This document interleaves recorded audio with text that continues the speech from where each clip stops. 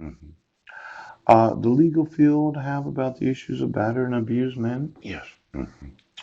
I just have a few minutes left, and my thought was I'd put this on the YouTube, I'd email it to law enforcement, maybe go back to the emergency bed and make a couple more hours worth of videos, and then take the bus back up here. Yes, walk back there. Pooch.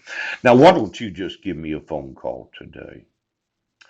Now, this World Conservation Union, yes, I was just reading this, and there's something I wanted to know. Yes, the actual ownership of what is known as protected areas. Yes.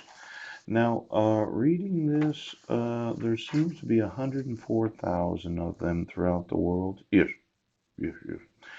I'd like to own them. So, now, over the past 4 decades, yes, there have been a tenfold increase in the number of protected areas listed by the United Nations, with over 104,000 sites reported in a recent assessment. Yeah, figure one.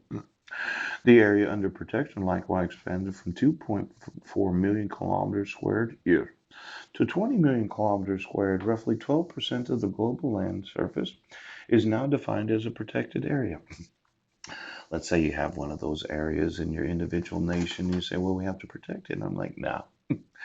See, the key international conventions of biodiversity conservation, the Convention on International Trade of Endangered Species, yeah, Ramsar Convention on Wetlands. Could you do a search on every web page and website for all the wetlands? Yeah, I'd like to know who owns them. Now, this thought of other nations participating in the refusal right now, I'm thinking I'm going to take over with the United Nations.